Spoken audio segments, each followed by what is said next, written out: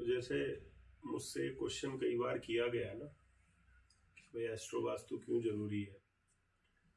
और हमने स्टार्टिंग से मतलब हिट थ्योरी को लगभग करीबन 3 या 4 साल पहले मैंने फर्स्ट वीडियो बनाई थी हिट थ्योरी की। लगभग 4 साल हो गए होंगे, 4 या 5 साल। तो वीडियो जोशी जी के नाम से बड़ी हिट हुई थी। उसमें एक जोशी जी हैं, वो लेटे हुए हैं और जोशी जी को मैं बता रहा हूँ कि आपके घर के अंदर ये सामान यहाँ पर रखा हुआ है या आप रख दीजिए ऐसा करके। तो बड़ी हिट हुई जोशी जी की वीडियो के नाम से। तो उस टाइम पे एस्ट्रो वास्तु को लेकर काफी क्वेश्चंस आए और सबसे बड़ा क्वेश्चन ये आया कि भाई वास्तु तो अपने आप में संपूर्ण है, फिर हमें एस्ट्रो वास्तु की जरूरत क्यों पड़ती है। तो जैसे तुम लोग ये नाम सुनते हो एस्ट्रो एंड वास्तु, तो इससे कहीं ना कहीं हमें यह पता चलता है कि हम उस वास्तु की बात कर रहे हैं जिसके अंदर हम इनपुट जो है वो एस्ट्रोलॉजी के थ्रू ले रहे हैं। जैसे वास्तु के अंदर तुम जाओगे तो वास्तु में क्या है कि सारी दिशाएं अपनी अपनी जगह सेट है और उन दिशाओं के अपने अपने एट्रीब्यूट्स दिए हुए हैं कि ये पर्टिकुलर दिशा ये करती है, ये पर्टिकुलर दिशा ये करती है। तो एक वास्तु हो गया वो जो दिशा के एट्रीब्यूट्स के हिसाब से काम कर रहा है। लेकिन जब हमने यहाँ पे एस्ट्रोलॉजी डाली तो कहीं ना कहीं जिस वास्तु को हम एक ही एंगल से देख रहे थे, अब उस वास्तु का डिफरेंशिएशन हो गया या हम कहें कस्टमाइजेशन हो गया। किस बेसिस पर? आपकी जन्म कुंडली के बेसिस पर। मतलब कहने का क्या है कि हो सकता है कि जो क्लैरिटी किसी पर्टिकुलर व्यक्ति को नॉर्थ ईस्ट डायरेक्शन में मिल रही है, क्योंकि नॉर्थ ईस्ट डायरेक्शन को क्लैरिटी का जोन मानते हैं, क्लैरिटी की डायरेक्शन मानते हैं। तो हम लोगों का मानना यह है कि भले नैसर्गिक रूप से, नेचुरल रूप से भले ही नॉर्थ ईस्ट जो है वो क्लैरिटी का जोन हो, लेकिन हमारी अपनी जन्म कुंडली जो है वो हमारा पर्सनलाइज्ड जो क्लैरिटी का जोन है उसको डिफरेंशिएट कर देगी। ऐसे जैसे कि मान ले तुम्हारी कुंडली है, तुम्हारी कुंडली के अंदर अपनी कोई एक जोन हो सकता है क्लैरिटी का। मान लो तुम्हारी कुंडली में क्लैरिटी का जोन हो गया साउथ वेस्ट। तो इसका अर्थ यह है कि तुम्हारी जन्म कुंडली ये कह रही है कि अगर तुम्हें किसी टॉपिक की क्लैरिटी चाहिए, किसी भी चीज को लेकर अगर तुम्हें और ज्यादा उसकी इनडेप्थ एनालिसिस चाहिए, तो तुम्हें वो साउथ वेस्ट के अंदर बैठकर मिलेगी, तुम्हें वो नॉर्थ ईस्ट के अंदर नहीं मिलेगी, क्योंकि ये तुम्हारी अपनी जन्म कुंडली कह रही है। तो इसके बेसिस पर हमने एस्ट्रो वास्तु को नाम इसलिए दिया कि हम वास्तु ही कर रहे हैं। हम ऐसा नहीं है वास्तु के डिफरेंट कुछ चीज कह रहे हैं, लेकिन वास्तु के अंदर जो इनपुट है वो इनपुट तुम्हारे अपने ग्रह है, तुम्हारे अपने ग्रह के कॉम्बिनेशन से, और तुम्हारे ग्रह बाकी ग्रहों के साथ, बाकी घरों के साथ क्या रिलेशन बना रहे हैं उसके बेसिस पर हम बात करते हैं। जैसे कि इसके अंदर हिट थ्योरी है, तो हिट थ्योरी के अंदर हम क्या मानते हैं? हिट थ्योरी बेसिकली दो तरह की हिट्स होती हैं, एक होती है पॉजिटिव हिट, एक होती है नेगेटिव हिट। तो अगर इसको बहुत नेचुरल तरीके से समझना है तो इसको इस तरीके से समझ सकते हैं, जैसे मान लो मैं और ये बैठे हुए हैं, तो हम एकदम सामने देख रहे हैं एक दूसरे को। बिल्कुल जो हिट है, हिट मतलब उस हिट को हमने हिट नाम दे दिया, बेसिकली वो प्लैनेट दृष्टि है। तो हम मान लो बिल्कुल फ्रंट में देख रहे हैं, तो फ्रंट में एक तरीके से ऐसा हो गया जैसे कि अगर हम उसको एंगुलर रूप से देखें तो एंगुलर अगर एक ही लाइन पे कोई चीज आ रही है तो वो कितने डिग्री का एक एंगल हो गया? 180 डिग्री का एंगल हो गया। तो 180 डिग्री का एक एंगल फॉर्म हो गया। तुमने देखा होगा जब अपने पास डी होती थी तो डी के अंदर हम देखते थे कि अगर 180 डिग्री का मतलब क्या है? 180 degree clearly means a straight line. तो हम स्ट्रेट लाइन के अंदर एक दूसरे को देख रहे हैं। तो 180 डिग्री का जो रिलेशन है उसको एस्ट्रो वास्तु या हिट थ्योरी के अंदर नेगेटिव माना है। तो ये जितने भी आपके जो स्टार्स जो घूमते हैं, जो आपके प्लैनेट्स जो रिलेशन बनाते हैं, तो मान लो आपकी अपनी जन्म कुंडली के अंदर कोई दो प्लैनेट है, वो 180 डिग्री पर बैठे हुए हैं, तो इसका मतलब क्या है कि वो एक दूसरे को अवरोध उत्पन्न कर रहे हैं, एक दूसरे के लिए वो नेगेटिवली काम कर रहे हैं। जैसे फॉर एग्जांपल मान लो हम प्लेसिडस हाउस डिवीजन पर हम लोग काम करते हैं, तो प्लेसिडस हाउस डिवीजन के अंदर जिस तरीके से हमारा ये कहना होता है कि हम किसी भी हाउस का रिजल्ट उसके हाउस लॉर्ड से देखते हैं केपी कुंडली के अंदर। तो मान लो तुम में से किसी ने मुझसे प्रश्न किया कि सर हमें पैसा चाहिए, हम पैसा कहां से कमाएं? तो मैं कहूंगा भाई अपना सेकंड लॉर्ड देखो। अब किसी का सेकंड लॉर्ड मान लो 4th हाउस में जाके बैठ गया, तो सेकंड लॉर्ड के 4th हाउस में जाके बैठने को हम क्या बोलेंगे? सेकंड लॉर्ड के 4th हाउस में बैठने को हम ये कहेंगे कि इस व्यक्ति को जो पैसा है किससे आएगा? एजुकेशन से आएगा, प्रॉपर्टी से आएगा, व्हीकल से आएगा, बाकी जो चतुर्थ भाव की जो सिग्निफिकेशन है उनके द्वारा आएगा। लेकिन जिस समय तुम्हारी कुंडली में, तुम्हारी जन्म कुंडली में स्थिति बन रही है, ठीक उसी समय अगर एक कोई और प्लेनेट ठीक उसी लाइन के अंदर आ जाए, 180 डिग्री पर आ जाए, तो इसका मतलब क्या है कि वो इस ग्रह को अवरोध उत्पन्न करवाएगा। मतलब ये जो प्लेनेट जब काम करने चलेगा, यानी कि ये प्लेनेट जब आपको प्रॉपर्टी के थ्रू पैसा देने चलेगा, तब वो जो सामने वाला प्लेनेट है, वो सामने वाला प्लेनेट इस व्यक्ति को प्रॉपर्टी या एजुकेशन के माध्यम से पैसा कमाने से रोकेगा।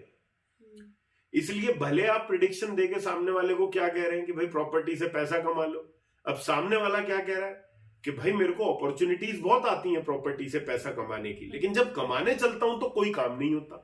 क्यों नहीं होता?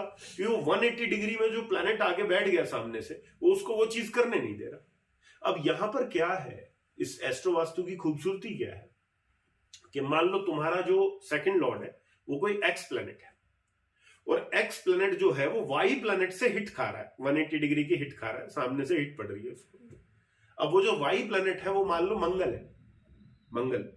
तो तुम्हारा जो घर है उसके अंदर मंगल का जो सबसे प्रॉपर सिग्निफिकेशन है, यानी कि मंगल को कौन रिप्रेजेंट करता है? अपने घर में आप अग्नि कहां पे देखते हो? किस जगह आप अग्नि को देखते हो जलती हो? किचन में देखते हो। तो किचन क्या है? किचन आपका प्योरली मार्स है। अब मार्स मान लो उसको कहीं से हिट दे रहा है, 180 डिग्री से हिट दे रहा है, तो अब मार्स जो है उसके पास कितनी पॉसिबिलिटीज हैं राशियों वाइज? अगर मैं बात करूं, तुम लोगों से एक सवाल करूं कि मार्स के पास कितनी पॉसिबिलिटीज है राशियों में आने की? टोटल 2। मार्स के पास पॉसिबिलिटी, मैं फिर क्वेश्चन कर रहा हूं, राशियों में आने की कितनी पॉसिबिलिटीज? 3 है ना, 3 उसकी वो होती है। तीन पॉसिबिलिटी बोलोगे। हाँ, राशियां कितनी है टोटल? 6 हो गई। हाँ, टोटल राशियां कितनी है? 12 राशियां हैं। तो कितनी पॉसिबिलिटी हो गई मंगल की? 12 पॉसिबिलिटी हो गई। तुम 2 या 3 किस तरीके से जा रहे हो? तुम वो उस वाले पार्ट पे चले गए कि मंगल की 2 राशियां हैं और मंगल खुद किसी घर में बैठा हो सकता है, तो ये 3 पॉसिबिलिटी तुमने उस तरीके से देखी। हम बात कर रहे हैं कि राशि के अकॉर्डिंग मंगल की कितनी पॉसिबिलिटी है, तो ये टोटल 12 पॉसिबिलिटी। अब मान लो उन 12 पॉसिबिलिटीज में से एक पॉसिबिलिटी जो है वो बन रही है कि ये आपका पर्टिकुलर मंगल उस प्लेनेट को रोक रहा है जो प्लेनेट आपको प्रॉपर्टी से, एजुकेशन से धन देने चला है। अब टोटल राशियां हैं 12। अब मान लो मंगल किसी एक पर्टिकुलर राशि में बैठ के 180 डिग्री का रिलेशन बना रहा है। अब ये जितनी भी राशियां हैं, इन सभी राशियों की अपनी अपनी रिस्पेक्टिव डायरेक्शंस। जैसे मान लो एरीज राशि ईस्ट में आती है। मान लो कैप्रिकॉर्न राशि जो है आपका साउथ में, ठीक। मान लो आपका 6 नंबर राशि है, 6 नंबर राशि आपकी कहाँ आएगी? 6 नंबर राशि जो है वो आपकी आ गई नॉर्थ में, राइट। तो अब मान लो आपका जो मंगल है वो 6 नंबर राशि से बैठकर 6 नंबर राशि में बैठकर वो अवरोध उत्पन्न करवा रहा है। किसको रोक रहा है? ये सेकंड लॉर्ड को रोक रहा है। अभी मैंने 6 नंबर राशि जो है उसकी डायरेक्शन क्या बताई थी? नॉर्थ। अब नॉर्थ में मंगल यानी कि अग्नि आपके घर में नहीं होनी चाहिए। अब नॉर्थ में अग्नि होने का क्या मतलब है? कि आपके नॉर्थ में किचन नहीं बनी होनी चाहिए। इसका मतलब क्या है? इसका मतलब ये है कि आप प्रिडिक्शन देके सामने वाले को क्या बोल सकते हैं जानते हो? आप ये बोल सकते हैं कि ठीक है भाई, आप वास्तु तो चुन लो, आप वास्तु तो करवा लो जिस मर्जी से व्यक्ति से, लेकिन वास्तु करवाते समय एक बात का ध्यान रखना। वो बोलेगा क्या? आप उसको बोलोगे कि देखो भाई, अगर तुम्हें पैसा कमाना है तो पैसा कमाने के लिए तुम्हें एक बात का विशेष ध्यान रखना पड़ेगा अपने घर में, वो ये कि आपको नॉर्थ डायरेक्शन में किचन नहीं बनानी। अगर आपने नॉर्थ डायरेक्शन में किचन बना ली तो जो आप प्रॉपर्टी से काम करने चले हो वो प्रॉपर्टी से पैसा आप नहीं कमा पाओगे। आप उसको इमीडिएटली ये चीज बोलते तो वो इंस्टेंटली समझ जाएगा कि हाँ वही ये चीज क्या है। अच्छा, फिर एक चीज और भी है, ये भी मैं बता दूं, बहुत रेयरली लोग इस बात को जानते हैं। आगे कोर्स के अंदर मैं इसको और संक्षेप में क्लियर करूंगा इस चीज को। बहुत रेयरली लोग इस बात को जानते हैं कि 180 डिग्री की हिट भी कई दफा बहुत अच्छी होती है. It can be good also. कैसे गुड? फॉर एग्जाम्पल कोई प्लेनेट आपको बीमार कर सकता है. बीमारी का घर कौन सा? बीमारी का घर छठा है. छठे घर के अंदर आपका कोई प्लेनेट बैठ गया, तो that planet is suppose to give you disease, है ना? That planet can give you disease. But अब क्या है, जिस तरीके से वो आपके सेकंड लॉर्ड को कोई अवरोध उत्पन्न करवा रहा था 180 डिग्री का, तो वो आपको पैसा कमाने से रोक रहा था, तो ठीक इस प्लेनेट के अगेंस्ट कोई प्लेनेट बैठा है 180 डिग्री में, तो वो इस प्लेनेट को डिजीज देने से रोकेगा. समझ गए बात? लेकिन सिर्फ इतना नहीं है कि वो इसको डिजीज देने से यहां से रोक रहा है. अगर आपने गलती से उस प्लेनेट की जो इसको डिजीज देने से रोक रहा है, अगर उस प्लेनेट को आपने टेक्निकली कहीं 120 डिग्री पे डाल दिया या 60 डिग्री पे डाल दिया, जो कि बेनिफिक है, जो कि अच्छा है उसके लिए, तो वो चीज उस व्यक्ति की बीमारी को और ज्यादा एक्टिवेट कर देगी. यानी कि जो बीमारी उसको बहुत बाद में जाके होनी है, वो बीमारी पहले उसको हो जाएगी. तो एक ये जो फंडामेंटल है हिट थ्योरी का, ये बहुत ब्यूटीफुल फंडामेंटल है. चाहे रिलेशनशिप की बात हो, चाहे आपके वेल्थ की बात हो. आप ये समझ लो, अब जैसे मान लो रिलेशनशिप की बात है, तो रिलेशनशिप का आप सब लोगों को पता है घर कौन सा? 7th house is the house of relationship. अब कई लोगों के घर के अंदर सब चीजें हैं, पैसा भी है, प्रोस्पेरिटी भी है, सब चीजें बढ़िया है, मतलब कमा बहुत अच्छा रहे, काम धंधा बहुत बढ़िया चल रहा है. लेकिन काम धंधा बढ़िया चलने से मतलब नहीं है ना, रिलेशनशिप भी तो घर के अंदर बहुत बढ़िया होने चाहिए. अब रिलेशनशिप कहाँ मैटर करेंगे या कहाँ वर्स्ट हो जाएंगे? रिलेशनशिप उस जगह सफर कर जाएंगे जहां 7th हाउस पर कोई प्लेनेट 180 डिग्री के हिट पे आ जाएगा, सामने से आ जाएगा. अब मान लो वहां पे शुक्र जो है, किसी का शुक्र जो है वो लियो साइन में बैठ के, वो लियो साइन के अंदर बैठ के वो 180 डिग्री की हिट जो है वो 7th हाउस को मार रहा है. ठीक है. अब लियो साइन जो है, जब आप डायरेक्शंस देखोगे, मैं 12 डायरेक्शंस आपको बताऊंगा, तो लियो साइन क्या है? Leo sign east north east direction है. ठीक, ईस्ट नॉर्थ ईस्ट, जो रिक्रिएशन की डायरेक्शन है, फन एंड एंजॉयमेंट की डायरेक्शन है.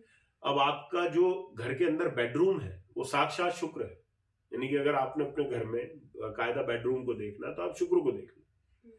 तो अब शुक्र क्या है? शुक्र बेडरूम है, और लियो राशि क्या है? ईस्ट नॉर्थ ईस्ट डायरेक्शन है. इसका मतलब साफ है कि अगर गलती से आपने डायरेक्ट अपना बेडरूम जो है वो ईस्ट नॉर्थ ईस्ट डायरेक्शन में बना दिया, तो इसका मतलब यह है कि आपको रिलेशनशिप प्रॉब्लम्स आएंगी ही आएंगी. आप बच नहीं पाओगे उन रिलेशनशिप प्रॉब्लम्स से, वो आपको डिस्टर्ब करेंगी वो रिलेशनशिप प्रॉब्लम.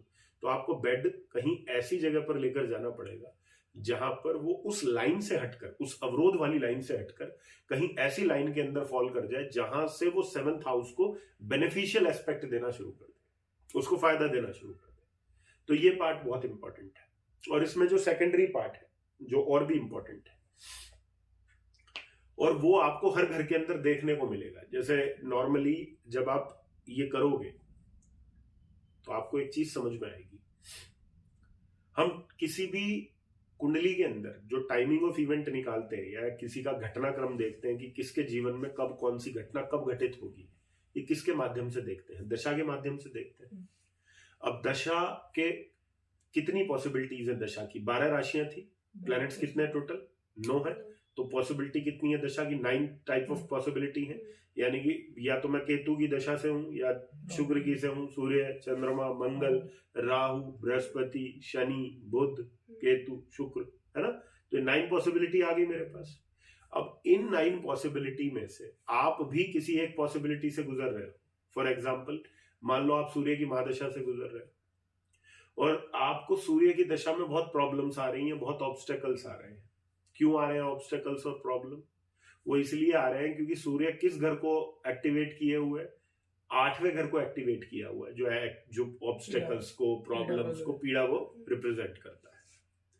अब ये जो 8वां घर है, इसको सूर्य के अंदर कौन एक्टिवेट करवा रहा है? वो प्लेनेट एक्टिवेट करवा रहा है जो सूर्य का नक्षत्र लॉर्ड बना हुआ है, और नक्षत्र लॉर्ड बन के वो 8वें घर को ऑपरेट करवा रहा है. यही क्या केपी एस्ट्रोलॉजी का प्रिंसिपल है हमारे. अब मान लो वो जो 8वां घर है उसको कौन जागृत कर रहा है? उसको बृहस्पति जागृत कर रहा है. कौन? बृहस्पति उसको जागृत कर रहा है. अब क्या है कि जब आप सूर्य की महादशा से गुजरेंगे और सूर्य बृहस्पति के रिजल्ट दे रहा है, यानी कि बृहस्पति उसका नक्षत्र लॉर्ड बन रहा है और 8वां घर दे रहा है, तो सूर्य की अपनी डायरेक्शन क्या? ईस्टर्न डायरेक्शन है. पूर्वी दिशा है, तो आप क्या पाओगे, आप ये पाओगे उस व्यक्ति के घर में पूर्व दिशा के अंदर बृहस्पति की चीजें रखी होंगी, बृहस्पति का सामान रखा होगा, उसने गोल्ड रखा होगा, उस पूरे एरिया को येलो कलर कराया होगा या गोल्डन पेंट करवा दिया होगा, गोल्डन कर्टेन्स डाल दी होगी। तो ये चीज क्या करेंगे, उसके 8वें भाव की जागृति कर देंगे उसके घर के अंदर। अब आपको क्या चाहिए, अब आप क्या करोगे, आप उसको नॉर्मली हटवा दोगे। 90% केसेस में 90% केसेस में अगर आपको सोल्यूशन देना है तो आप क्या करोगे, उसको हटा दोगे। लेकिन हटाना हमेशा सोल्यूशन नहीं है। अब मान लो कोई सर्जन है, कोई रिसर्चर है या कोई एस्ट्रोलॉजर है, तो कौन से घर से काम कर रहा है वो, 8th हाउस से काम कर रहा है। तो मान लो सूर्य की दशा में आपका 8वां घर ऑपरेट कर रहा है और आप एक रिसर्चर है, आप एक टैक्सेशन डिपार्टमेंट में काम करते हैं, आप एक सर्जन है, आप एक इंजीनियर है, तो आपके लिए तो सूर्य की दशा बेटर होने जा रही है, अच्छा होने जा रही है। तो ऐसे में आदमी क्या करता है, ऐसे में आदमी दिमाग क्या लगाएगा, अच्छा सूर्य है, सूर्य का नक्षत्र लॉर्ड क्या बृहस्पति है, तो बृहस्पति क्या दे रहा है, 8वां घर दे रहा है, तो एक काम करो, बृहस्पति की चीजों को वहां से हटवा दो। इनफैक्ट एक स्मार्ट एस्ट्रो वास्तु कंसल्टेंट क्या करेगा, जो बुद्धिमत्ता होगी जिसमें, वो पूछेगा क्या काम कर रहे हो, वो कहेगा टैक्सेशन का काम कर रहा हूं। तो क्या कहना क्या है, मतलब तुम्हारा अपना पर्पस क्या है, देखो जी मैं टैक्सेशन के काम में हूं, मैं उसी काम के अंदर और ज्यादा ग्रो करना चाहता हूं। तो अब उसको और ग्रो कराने का मतलब क्या है कि उस घर को स्ट्रेंथन करना, जो घर टैक्सेशन से जुड़ा हुआ है, वो घर कौन सा, 8th हाउस। तो यहां आप ना होते हुए भी टेक्निकली वो सामान जो बृहस्पति से जुड़ा हुआ है वो सूर्य की डायरेक्शन में रख दोगे और उसको बल दे दोगे। समझ गए बात को। तो जब भी कभी डिसीजन लेना होता है वो हमें पत्री के बेसिस पर डिसीजन लेना होता है। यही खूबसूरती है एस्ट्रो वास्तु की। नॉर्मली आप वास्तु करने जाओगे तो आप मतलब एक फ्रेमवर्क को करोगे और ऐसा नहीं उससे रिजल्ट नहीं आएंगे, डेफिनेटली आएंगे।